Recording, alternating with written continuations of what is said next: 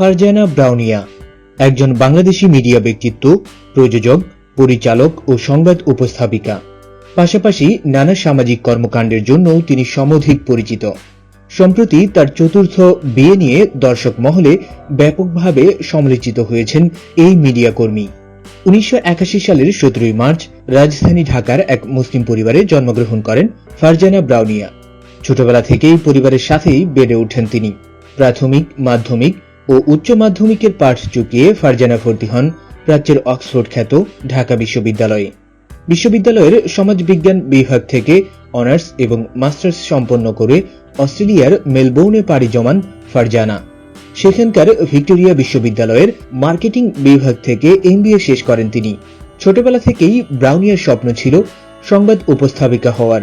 স্নাতক শ্রেণীতে অধ্যয়নরত অবস্থায় তার এই স্বপ্ন পূরণ হয়। 2000 সালে বাংলাদেশ টেলিভিশন BTV-তে ইংরেজি সংবাদ পাঠিকা হিসেবে যোগ দেন তিনি। কিছুদিন পরই পেয়ে যান উপস্থাপনার দায়িত্ব। BTV-র নবাগত অনুষ্ঠানটির উপস্থাপনা শুরু করেন ফারজানা ব্রাউনিয়া। পরবর্তীতে যোগ দেন চ্যানেল আইতে। গেম শো লেটস মুভ, রাজনীতি ভিত্তিক শো হাড়ি কড়াই রান্নার লড়াই, চ্যানেল আইয়ের সেরা কণ্ঠ ইত্যাদি অনুষ্ঠানে উপস্থাপনা করে জনপ্রিয়তা অর্জন করেছেন ফারজানা। এবং তার আমি মা হতে চলেছি অনুষ্ঠানটি দর্শক মহলে ব্যাপক সাড়া জাগিয়েছিল। অনেক বাধা বিপত্তির পরেও এই অনুষ্ঠানের 40টি পর্ব সম্পন্ন করেন তিনি। এছাড়াও বেশ কিছুদিন বেসরকারি টিভি চ্যানেল ETV-তেও কাজ করেছেন ফারজানা ব্রাউনিয়া। নানা ধরনের সামাজিক কর্মকাণ্ডের সাথেও যুক্ত আছেন ফারজানা ব্রাউনিয়া। স্বর্ণ কিশোরী নেটওয়ার্ক ফাউন্ডেশন নামক একটি সংগঠনের প্রতিষ্ঠাতা চেয়ারম্যান ও প্রধান নির্বাহী হিসেবে দায়িত্বরত আছেন এই মিডিয়া ব্যক্তিত্ব।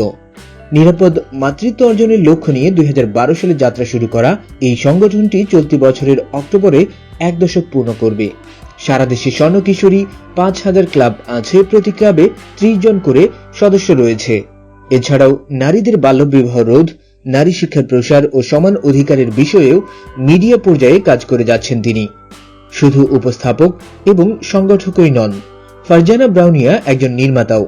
2006 সালে নির্মিত তার চান্স 50-50 খুবই আলোচিত হয়।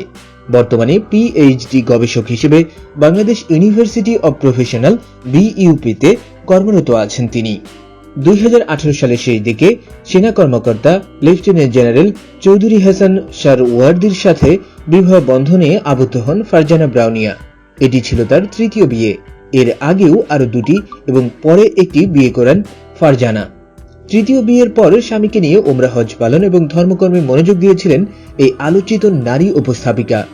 সাম্প্রতিক সময়ে তিনি ভাইরাল হন নারীদের বাল্যবিবাহ রোধ কল্পে একটি মোটিভেশনাল বক্তব্যের মাধ্যমে। আর এর পরই তিনি আলোচনার তুঙ্গে যেমন উঠেছেন, ঠিক তেমনই সমালোচিত হয়েছেন তার ব্যক্তিগত জীবনে বহু বিবাহ এবং বহু সম্পর্কের কারণে।